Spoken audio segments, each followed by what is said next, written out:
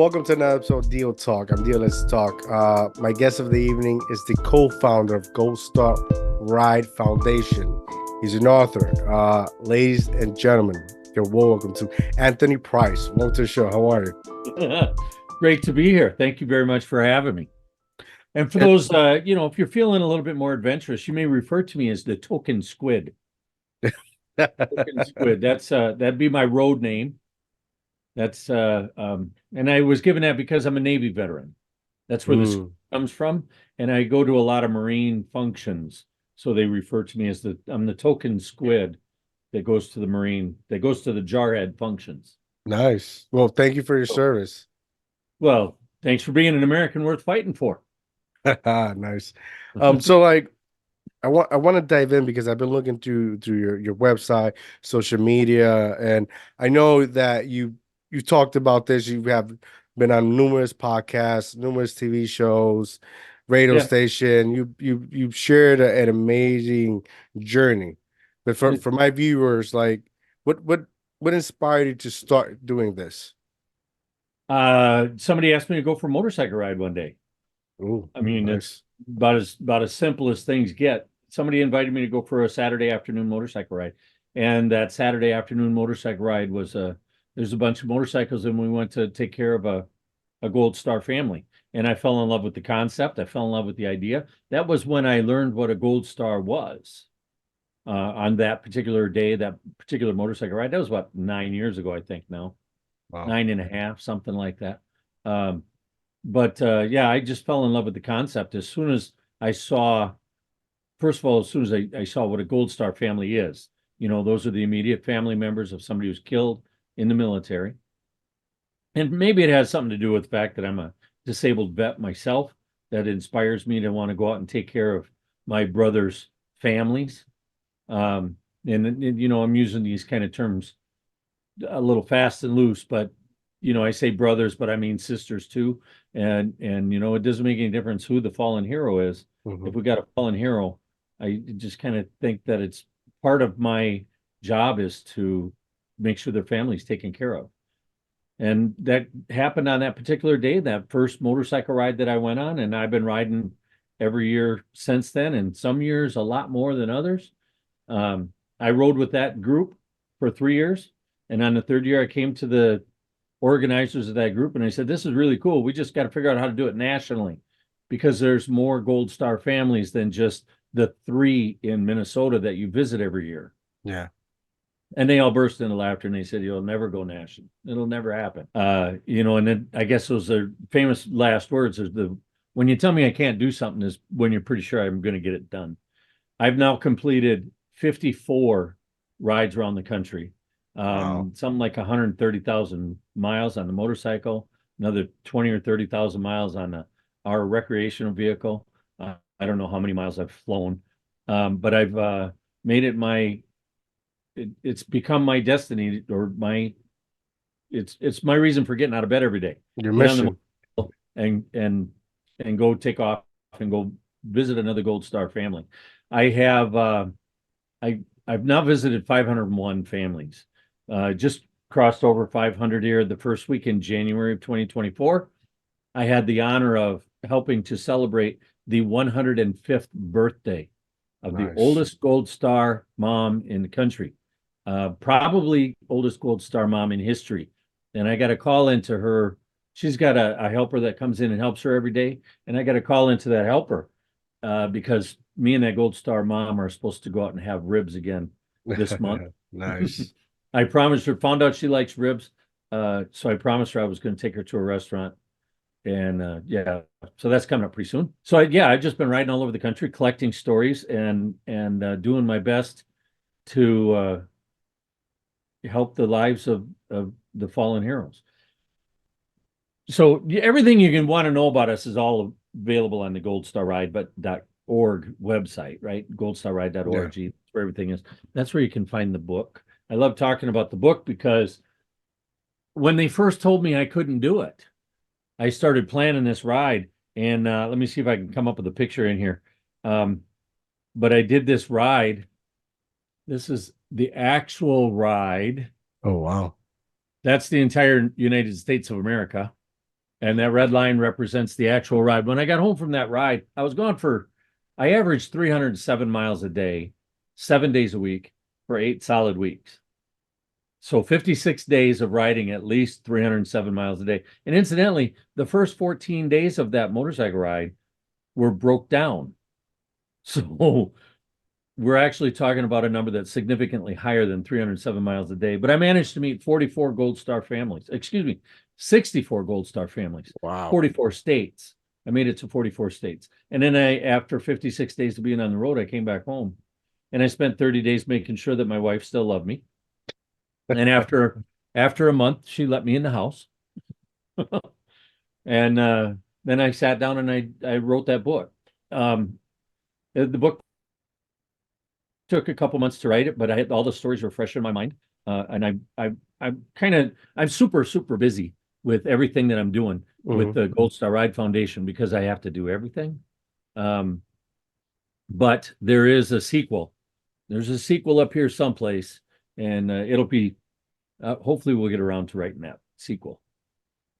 But That's I have to awesome. do, yeah. So that's the first one that's out, and I've now done 54 Gold Star rides around the country, and I've been to all 48 of the lower states at least 4 times each. And this is, by the way, this all started in 2018.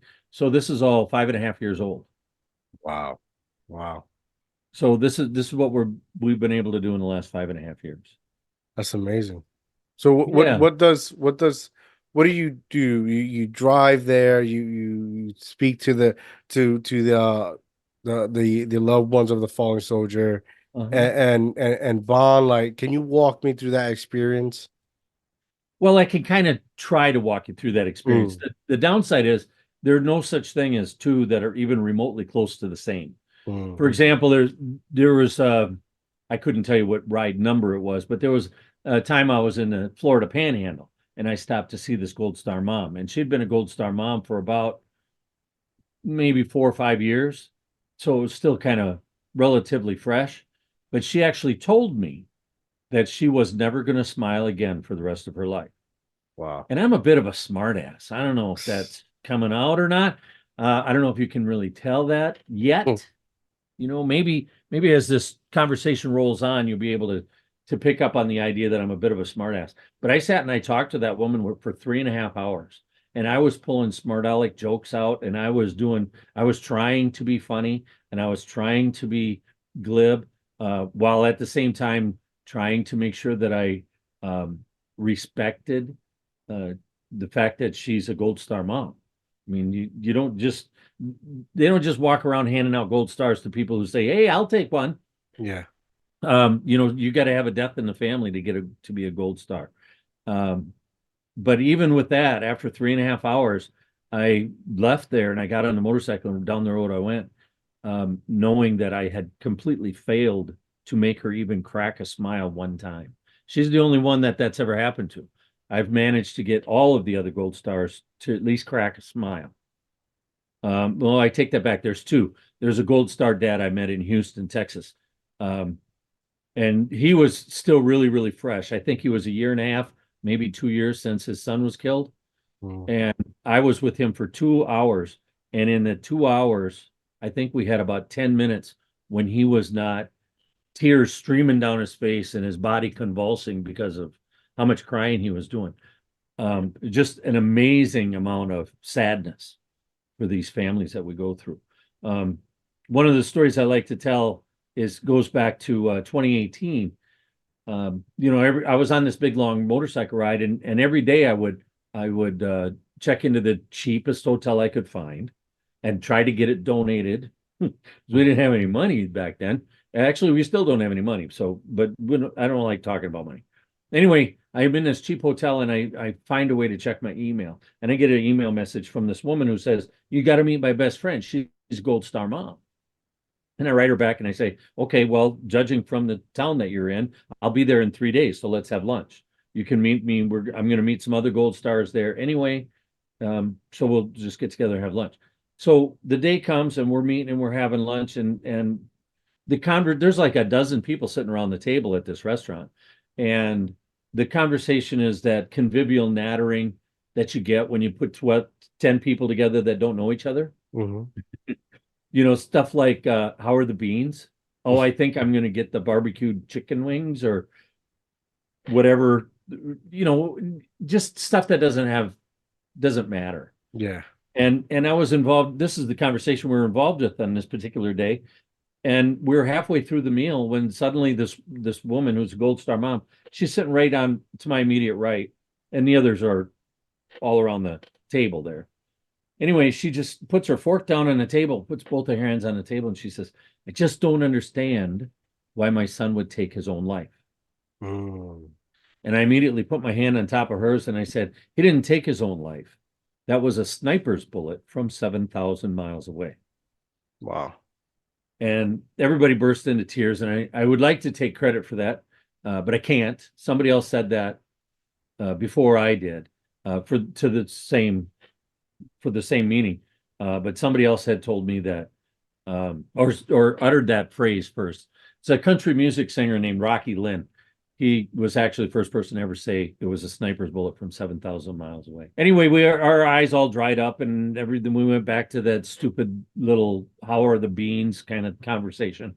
And about 2 hours into this thing, and we had opportunities to have some laughter. And about 2 hours into it, it's time to go. We're giving our hugs goodbye, and I get back on a motorcycle and down the road I go. And the short version of this story is it was 7 days later. I was 21 or 2,200 miles away. I had visited with another 8 or 10 Gold Star families since that time. But I checked into that cheap motel again, not the same one. But I checked into a cheap motel again. I went to check my email and I got an email message from the best friend, the same best friend that said, you got to meet my best friend. She's a Gold Star mom. Yeah. She wrote me an email and she said, your visit here was the greatest thing could have happened because later that day, she went home and tore up her own suicide note. Wow. So That's that's kind deep. of, yeah, those are the kind of stories that happen that make me say, I'm going to get back on a motorcycle. I've got to do another 1,000 miles next week, or I got to do another 2,000 miles next week, or whatever it is. Those kind of stories are the things that make me just say, this is what I have to do. This is just, yeah. So this is just what I have to do. Um, she and I, that particular Gold Star mom and I are still friends. We just talked last week. And it's been 5.5 years ago since that occurred. But she's doing well. She's living her life with as high a spirits as you can muster. Having fact, given the fact that you buried your son. Yeah. I don't know how many kids you have. I have one. I have two. Have one my own, raising the other. But he's on the spectrum, so I understand uh how challenging can be. So just for a moment in our conversation right now, I want you to just imagine that one of them is just gone. They gave up their life and they're in the ground and they're gone. Mhm. And even for you to try to do that, it's extraordinarily difficult. Yeah. Uh, and I was talking with somebody just last week, and I was telling about it, and they're no military experience in this guy at all. And I was just talking with him, and he said, "You do what? You go around to these?" He said, "I could not imagine that. How can you explain it to me what it's like to lose your child?" He said, "I can't even imagine that. How do they continue to live if they've lost their child?" That was his reaction, and the truth of the matter is,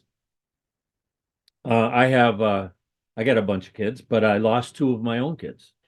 I managed to get them back. However, it was a 7 year battle. And I had to look myself in the mirror and say, they're already dead. And I had to come to grips with that. And I had to wrap my head around that. So that gives me a little bit of something that I get to take to the Gold Star families when I go visit them. Um, it's not very much, but it gives me a little bit of something. And the biggest thing that I can offer any family that I go visit, the single greatest thing is to just talk to them like I'm talking to you. And for the time that we're talking, their fallen hero is remembered. Whether it's their spouse or their parent or their brother or sister or child, doesn't make any difference. but for the moments, for the time that we were together, that person is remembered, and their sacrifice is not in vain, not for that time that we're together anymore. So that's kind of sort of, how it goes. There's there's a minimum of 501 stories, right? Yeah. Because I've met 501 families. But they come from all over the place. The stories borderline on the mythical. Is it fair for me to use a word like mythical? Um, I was riding through Pennsylvania on my way to Buffalo, New York, and this isn't meant to be a geography lesson, but just in case it turns out to be one, I was riding through Pennsylvania, and in Erie, Pennsylvania, Pennsylvania is like this, and right there at that northwestmost corner of the state of Pennsylvania is the town of Erie. And just north of that is New York. And you got to get to the other side of the state of New York to get to a place called Buffalo. That's also where Niagara Falls is. So I'm on my way to Buffalo, New York, and I'm riding through Pennsylvania. Interesting side note here that needs to be told. In Pennsylvania, I'm not required by law to wear a helmet. In New York, in the state of New York, I am required by law to wear a helmet. So I stop right outside of Erie, Pennsylvania, right there on the state line at that McDonald's that's right there on the state line. I pull in that parking lot to put my helmet on. And I'm in a parking lot. I'm just doing this, resting. Whoa, wow, it's been a long day of riding. So I strap on the helmet and I turn on the motorcycle and I start it up and it runs about 10 feet and stops. Engine dies. Wow. Engine dies. So, we're, we're all right. So I go to start it again and it won't start and it won't start and it won't start. And I'm start cussing. And so I do about 10 minutes of cussing and trying to start it and doing this and looking at the computer and trying to figure out what it is that's wrong with the motorcycle. And can't find anything, can't figure anything out. Just go to start it and it won't start. It won't start. And out of nowhere comes this voice from behind my head. It says, yeah, mine does that sometimes too. Let's push you over here in the shade and see if we can figure out what's wrong. Out of nowhere comes this guy. He's a little older than me. He's probably about 65, white beard, white hair. And we're pushing the motorcycle into the shade. And the motorcycle has Gold Star Ride logos.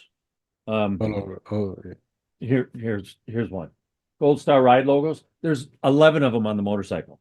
They're all over, they're plastered all over the motorcycle. There's 2 flags in the back that say Gold Star Ride Foundation too. So we're pushing the motorcycle together. I'm on the right side, he's on the left, and he stops me and we didn't stop. But while we're pushing, he says, "What's the Gold Star Ride Foundation?" And I tell him all about riding around the country and take care of Gold Star families. And he says, "What's a Gold Star family?" And I tell him a Gold Star family, immediate family members of somebody killed in the military. And then he stopped pushing the motorcycle and he stood straight up and he looked me dead in the eyes and he said, "My daughter was killed in Korea 3 years ago." Wow. And I said, "That makes you a Gold Star dad." And he said, "Nobody ever told me that before. I'd never heard that before." Anyway, then we went back to pushing the motorcycle, and then it turned into 15 minutes of the Gold Star Ride Foundation taking care of a Gold Star dad.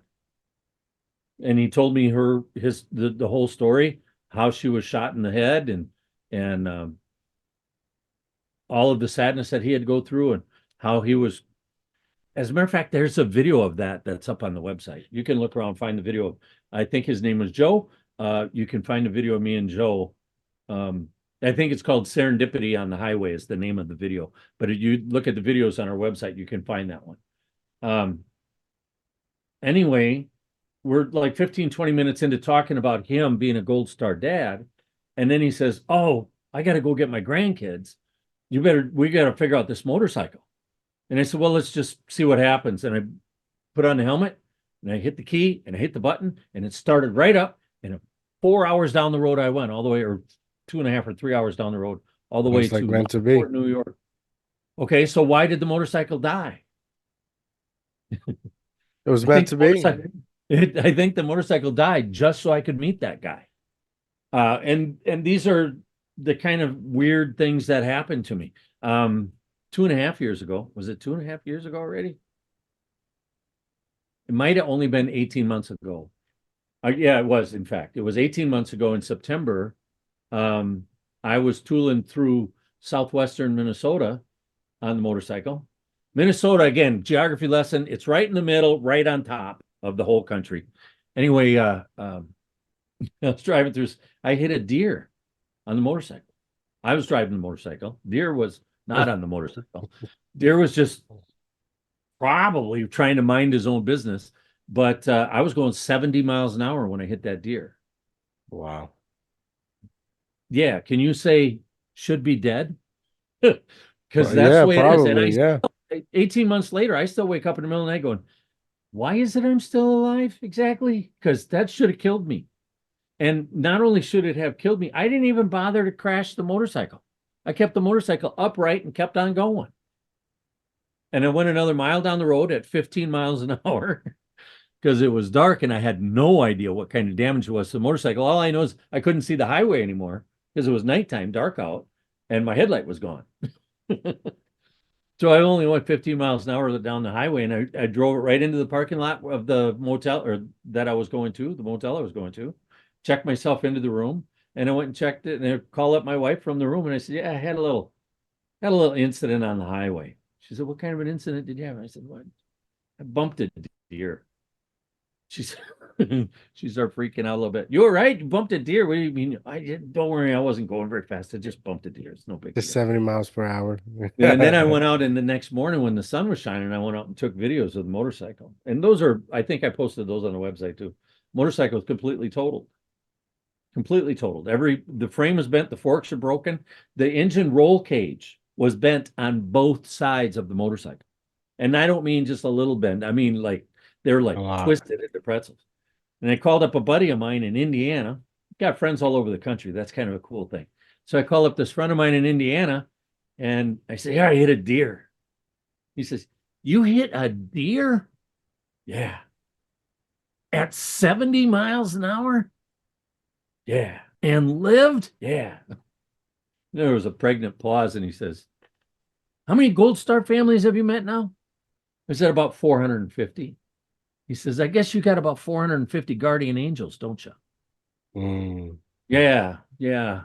I guess I got about 450 guardian angels." Those stories, there's even more of them, and I'm really sorry I get to talking and I forget to look at the clock, so I don't I don't know where we are with the time, but those kind of stories from like that from the road, that the kind of stuff that just kind of makes the hair on the back of your neck stand up a little bit. Yes, yes.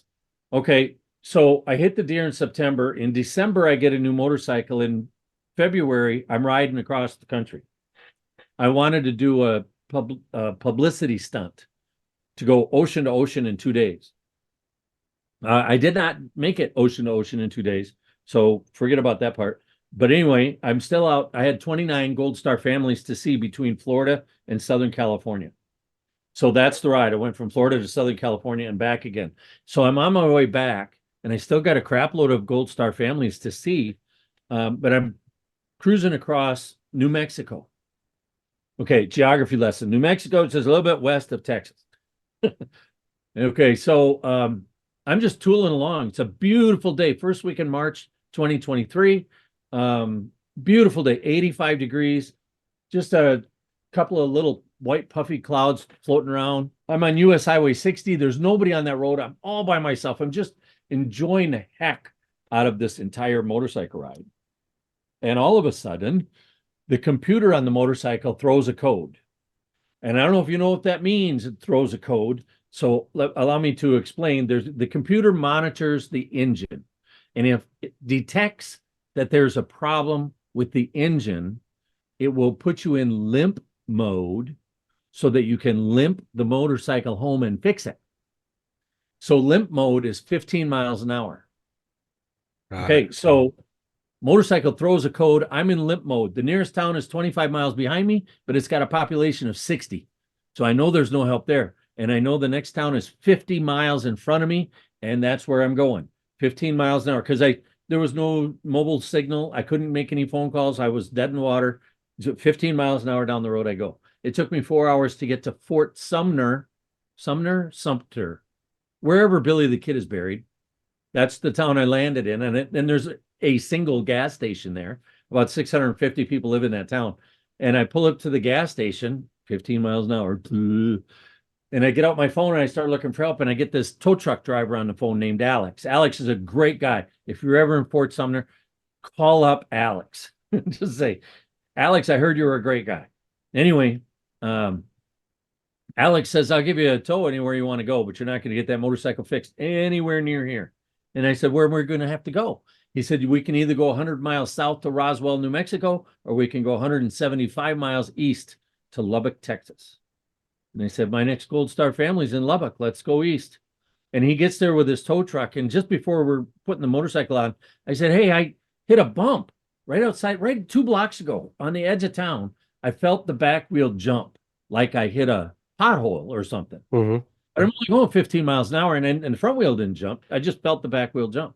And he just lays down on the ground right there, and he starts digging around underneath my saddlebags. And he comes over to me, and he grabs my hand. He puts these little things, little teeny tiny pebbles looking things in my hand, little, and they're black. And I said, what the hell is that? And he said, that's what's left of your wheel bearings. Wheel bearings. That's interesting. Okay, let me back up and tell you what this means. The computer does not monitor the wheels. No, doesn't monitor their brakes, doesn't monitor the bearings, doesn't monitor. As a matter of fact, I think the speed comes from the front wheel, but other than that, nothing is monitored on the wheels. And this is what's left of my wheel bearings. So if I don't throw a code, I'm still going 80 miles an hour on that beautiful sunny day on that road where I'm all alone. And there's a complete and total catastrophic failure of the rear wheel. The wheel will fall off, and they will pick me up off the highway with a spatula, because New Mexico is one of those states where I don't have to wear my helmet. So I'm not wearing a helmet, right? So this is what could have happened. Well, through a code, the code saved my ass. And down the road we go, and we got to know each other. We spent 3.5 hours in that tow truck. It takes 3.5 hours to drive a tow truck 175 miles. And we get it down to the Harley Davidson dealership in Lubbock, drop off the motorcycle. He takes me to the hotel, and then he donated the entire $3,000 tow. Said, Nice. way cool. Way cool. So if you're thinking about Yes. your listeners out there are thinking about making a donation, this is the kind of company that you're keeping when you decide to donate to the Gold Star Ride Foundation. Anyway, the next morning, the dealership calls me up and they say, what are we doing with your motorcycle? And I said, you're going to replace those rear wheel bearings because they're shot. And as long as the rear ones are bad, you better just change out the front ones too. And they said, all right, what else? And I said, and there's a code. Find out what the code is and fix it. And he said, you got something to do? I said, yeah, I'm going to go hang out with the Gold Star family. So I went, and that's what I did. 4 hours, I'm hanging out with the Gold Star family. And then the family gave me a ride back to the dealership, and I see my motorcycle out there in the parking lot. Yeah, cool. Bike's out in the parking lot. Hopefully it's done, rather than they're still waiting to get it in.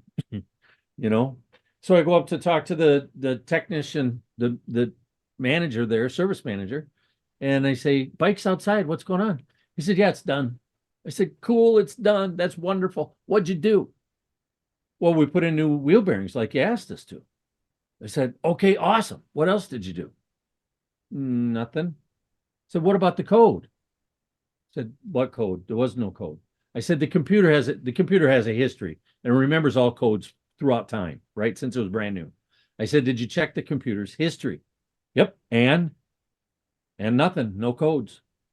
No codes. Remember I said, if code doesn't get thrown, I'm going 85 miles an hour. The code it threw a code. I have since ridden that motorcycle 23,500 miles, give or take a handful. Wow. And that code has never come back. I had to put on a new set of tires since that day, and that code has not come back. Sounds like it's meant to be. Yeah. So there's some stuff that happens when I get out there doing my thing. There's a lot of stuff that happens on the road that makes me think, yeah, I got to keep going. I got to keep doing this. I got to keep doing this.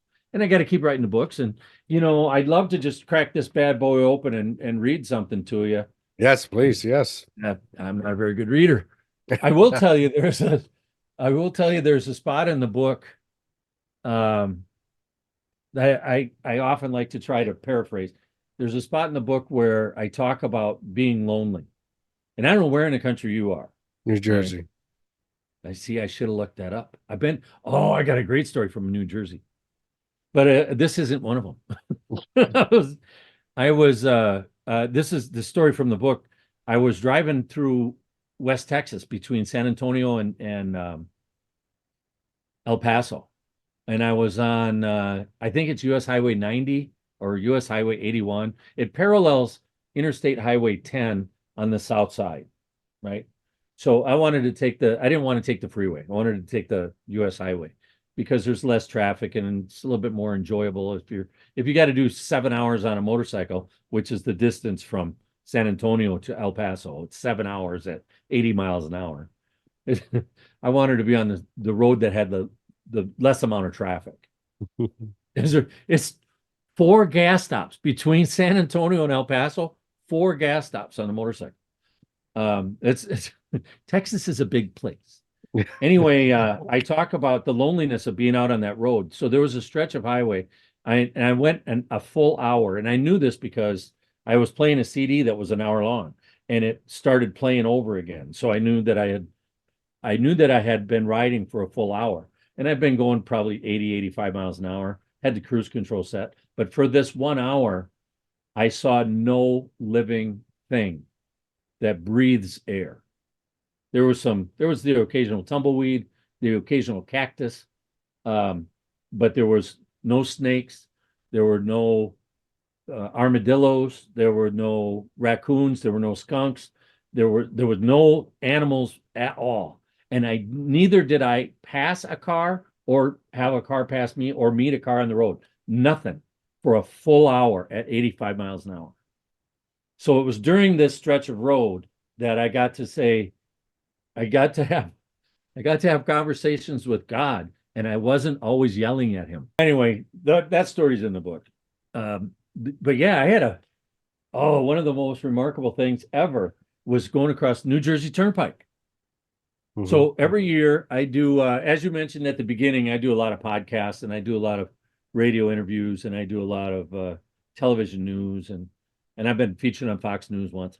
And so every year on Memorial Day, there's a podcast out of Long Island. And I wake up on Memorial Day for the last 5 years in a row. This will be the sixth year. The last 5 years, I wake up in Washington, D.C. because I'm in Washington for part of the demonstration for the president to remember all the MIAs and POWs. Used to be a lot bigger than it is now, but it's starting to grow again. So, but this isn't a story about that. So on Memorial Day, I wake up and I ride from Washington, D.C. to Long Island. Now, you're East Coast guy. You're thinking, okay, that's about how long? How many hours? From me from Long Island, From Long Island to Washington, D.C. I don't know, like 3, 4 hours. At least. Might even Mm-hmm. be a little bit longer than that. Mm-hmm. I want to say that I left DC at about 10:30 in the morning and I got to where I was going. Because in Long Island, I'm going right to the middle of Long Mm-hmm. Island. Comac, I think it's called. Um, so I'm going right to the middle of Long Island. I think I arrived there at about 4 in the afternoon. So 6 hours. Give or take, yeah. Maybe I stopped for a long lunch. But it was when I got on that New Jersey Turnpike, right at the very beginning of the New Jersey Turnpike. Another motorcycle came along and passed me on the shoulder. And then he was in front of me. And then I thought, and he started zipping in and out of the traffic. And I said, I got a big motorcycle. I can't let him do that by himself. So I hit the throttle and cracked it open. And I did my best to keep up with him all for 100 miles, all the way across the New Jersey Turnpike. And we're zipping in and out. And you know what traffic is like on the Mm-hmm. New Jersey Yeah. Turnpike.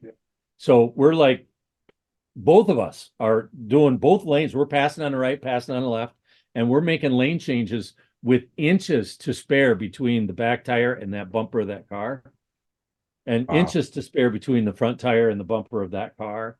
And your adrenaline was just through the roof. It was just my adrenaline was really, really pumping. For a year, I said to people who had said, "Where's your favorite place to ride?" The New Jersey Turnpike. I had the adrenaline just, and we ended up doing the New Jersey Turnpike. We did 100 miles in about an hour and 5 minutes Wow. because we Wow. were, and I kept up with them until I pulled off for gas, and I didn't pull off for gas until the turnpike was over. So we went through the whole turnpike, and then I went another 10 or 15 miles on the highway that was free, and then I pulled off for gas, and that guy kept going. I assume it was a guy. It might have been a girl. Um, anyhow, that was that one of the funnest rides ever for a little over an hour. Boy, every single nerve in my body was involved. Um, Sound because like you I had knew fun. yeah, I knew I was wearing a, I'm wearing a helmet because it's New Jersey. New Jersey says you got to wear a helmet. Um, but I knew for every single moment of that ride that if I make the simplest little mistake, I won't even know it. It'll just be over. I knew that's what the conditions were. That's what the trade-off was. And that's probably the greatest that my adrenaline has been, the biggest adrenaline rush I've ever had since active duty. Wow. That was really something, really something. So That's yeah, a lot of awesome. people ask me where I like to ride, and my favorite mountains are the Ozarks. I always get a kick out of when I do that ride that I was just talking about, Hmm. where I go from DC up to Long Island, and then I hit all the places up there: Delaware, Connecticut, Maine, New Hampshire, Vermont. I see Gold Star families during the ensuing week that follows that. Um, but when I'm done seeing the Gold Star families in that part of the world, then I scoot south to Pennsylvania, and Hmm. I get on US Highway 6, which goes all the way across Pennsylvania. And the longest stretch of straight road on US Highway 6 is about a half a mile. Otherwise, it's curving or going Wow. over a hill or curving. And it's just, if you're looking to just relax on a scooter, um, there's a, it's about a tank and a half of gas to get across the state. And you'll have some fun out there. You'll have some That's, fun out there. that's I awesome. don't know how many of your viewers or listeners are motorcycle enthusiasts, but I hope that maybe we can make one. Somebody who doesn't like motorcycles, maybe they'll start liking motorcycles. It sounds, yeah, that'll be fun. That'll be fun. I wanted to ask you, how was your life before you embarked in this journey?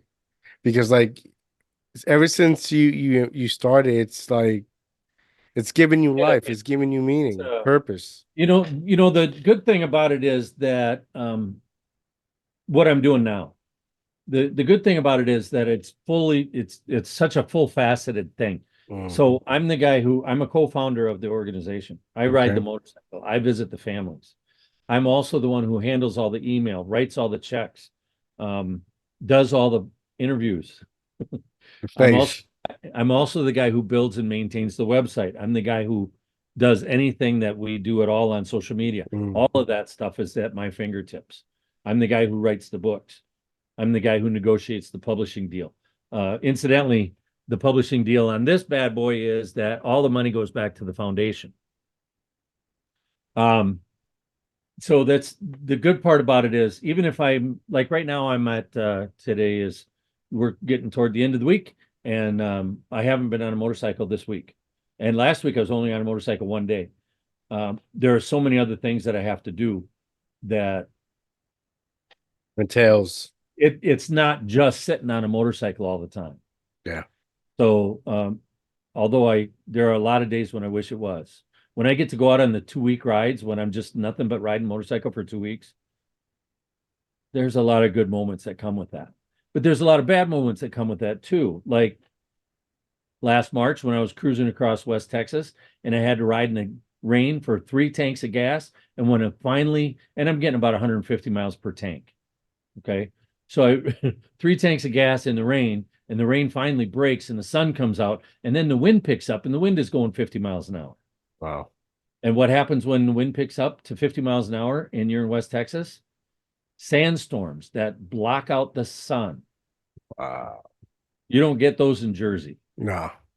No, and I stopped when I finally stopped for gas that fourth time. The gas station was really full of people because it was a bona fide sandstorm. It was a blizzard with sand. That's basically, visibility was way, Yeah. way down Yeah. because sand is everywhere. So I was asking the guys going the other direction, how far west does the storm go? And he said, we ran into it about 50 miles this side of Phoenix. Okay. Geography lesson. You're in West Texas. You have to cross New Mexico before you get to Arizona, and Phoenix is halfway across Arizona. So the sandstorm started 50 miles east of Phoenix. They've been riding in it, driving in it in their cars for 300 miles. Sometimes you just say, I'm really sorry, I can't go any farther. And that was one of those days because that means I'm breathing in sand. Because I don't have any respiratory protection out there on the motorcycle. I'm just breathing in sand. And then, 3 days later, um, 3 days later, I get to Southern California and they got so much snow in the mountains in Southern California, just east of San Diego, that they closed the freeway that goes over the mountain.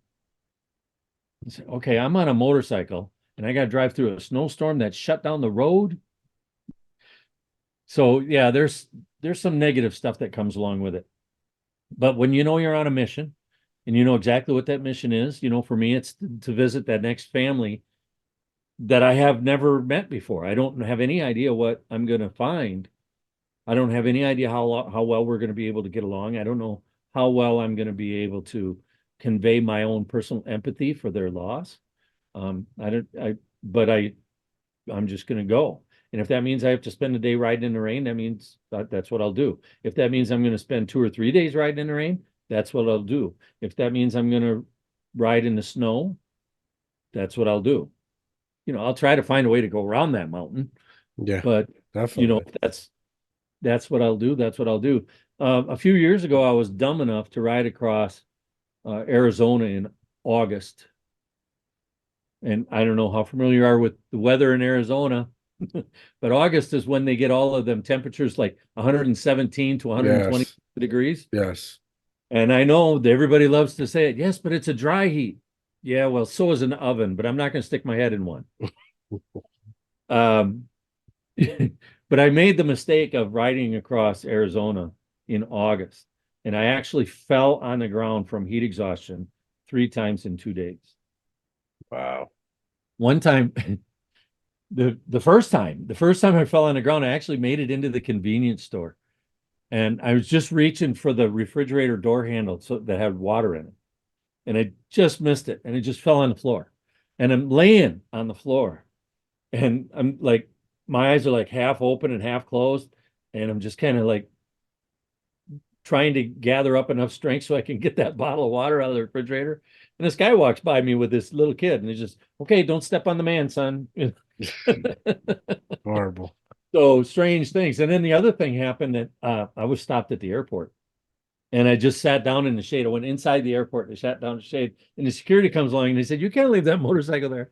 I said, give me 2 minutes. Just give me 2 minutes and I'll be out there in a minute. And she come back again 1 minute later. She come back she says, if you don't stop shaking, I'm calling the EMTs.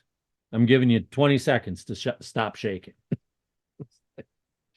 Oh my word. So we take the bad with the good, and we do everything we can with it.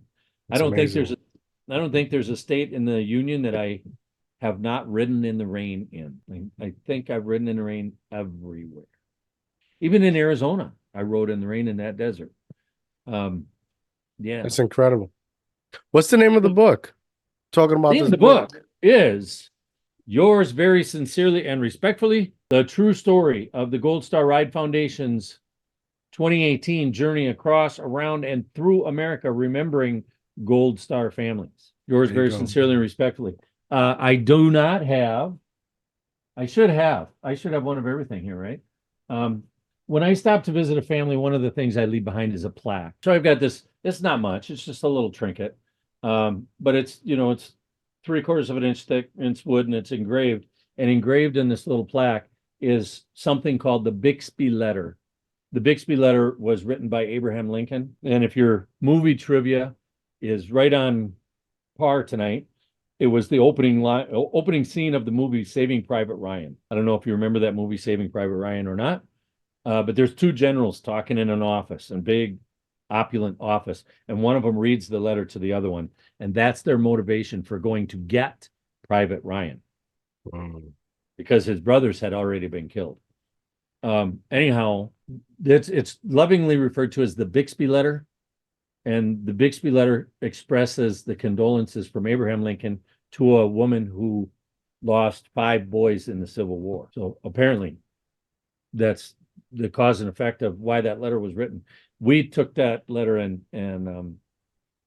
truncated it a little bit, and then we engrave it in a plaque, and then we put the name of the fallen hero on that plaque as well.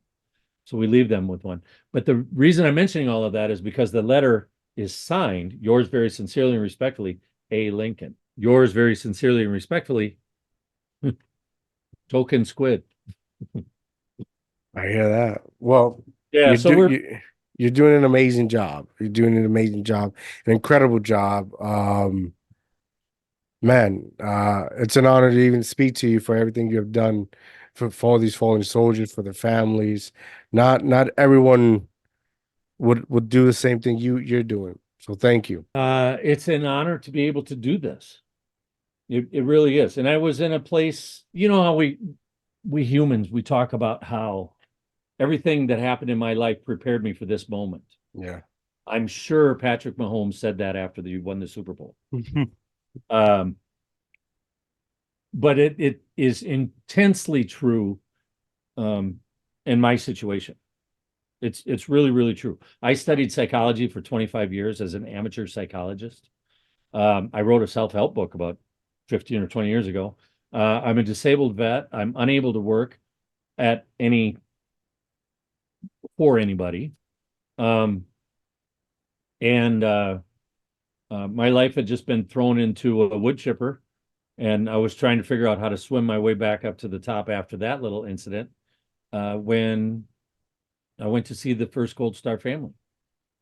And then 3 years later, we said, well, I don't have to ride with you guys. I'll start my own little charity organization and we'll just go. And that's what we do. That's what we do. And, I don't like talking about money, but we have more Gold Star families asking us for financial assistance than we have the ability to help. And that's probably the single greatest heartache that I have. I go on the road for 10 days on a motorcycle and I come back, and sometimes it takes 2 days, sometimes it takes 3 days, but the wife always loves me again. She eventually comes around. But when I have to say no to a family because we don't have the money, that hurts my feelings. And the only place that we get that money is either from my pocket or from yours. And everything is tax deductible. We're a 501(c)(3). We got all of that going for us. And last year on our taxes, 82.3% of every dime that came in went back out to those families. So Wow. I'm not keeping any. Wow. So I what don't can we keep it. for those listening and viewing the podcast when it comes out, can you tell us what can we donate? How can we find you? How can society do the contribution to help these families? The easiest thing to do is just go to goldstarride.org, goldstarride.org, and find a donate button and just figure out how much you can put in and put it in. Yeah. So that's the easiest, best way to do it. goldstarride.org. We used to do fundraisers on Facebook and other social media platforms, but they became more hassle than they Yeah. were worth. It seemed like I'd do a fundraiser on Facebook, and then Facebook would tell me I couldn't do any fundraisers anymore. And I had to jump through 10 different hoops to make sure that they knew that I was still legitimate. And so we just don't even bother with it anymore. Everything is done through a website now, goldstarride.org. Um, Or, uh, if you're a business owner, even if you're a business owner in Jersey, you can contact me to make arrangements for me to come out and do a book signing at your business. That's actually one of the things that I do on Memorial Tuesday, right? So Memorial Day, I wake up and I go from Washington, D.C. to the middle of Long Island. And on Tuesday, one of the stops that I make is a place called Worcester, Massachusetts, where we do a book signing at a bar. And we've done it nice. 3 years in a row on that Tuesday. So I can't remember the name of the bar. The bar is it has something to do with dogs because the dogs are always in the bar. The owners have The owners have dogs and they're always in the bar. And they are, shoot, I didn't know there was going to be a quiz. I didn't know there was going to be a quiz. And, but anyway, that bar is in Worcester. And so you can come out and see me there on Memorial Tuesday. So I'll be there for that. Otherwise, when we go see the families, and I think you even asked this question a little bit ago, when we go see the families, we try to set it up well enough in advance so that I can reach out to organizations in that community. So I'll reach out to American Legion Riders and VFW Riders and AMVETs and DAVs and in some cases Eagles and the Moose Lodge or whatever fraternities they have in town. And I'll tell them all, okay, we're going to do staging at the ABC 123 Street and meet us all there at noon. And at 12:30, we'll be kickstands up and we'll just ride across town and go see the Gold Star family. And we'll take everybody in as a group. Sometimes that works out really well. The biggest group I've had was 116 motorcycles, and that was in Maryland about 3 years ago. Wow. So we had 116 motorcycles for that one. And the smallest number of motorcycles we have is one. That's when I end up going all by myself. But I get it. People have lives. People are busy. To get somebody to cough up an afternoon so that get on a motorcycle and go visit somebody that they don't know, that's a tall order. I get that. So I don't have any problem going by myself. It would be great if we all could unite and be a part of that experience, Yeah. After all, you guys defended our country. Yeah. Yeah. And these guys in particular, they not only defended their country, they not only made it so you could do whatever you want to do, they ponied up their actual life. Yeah. And they're in the ground now. Yeah. So, I just, that's my argument to myself whenever anybody says, how do you find the time? How can you not? Yeah. How can you Make not? it. Anyway, that's for me. I don't want to, I don't want to be a guy who says you're less than because you can't spend 2 hours helping out a Gold Star family. It's not like that at all. I understand everybody has their thing that they have to do, and everybody has their can I quote Arnold Schwarzenegger? Everybody has their way to be useful. So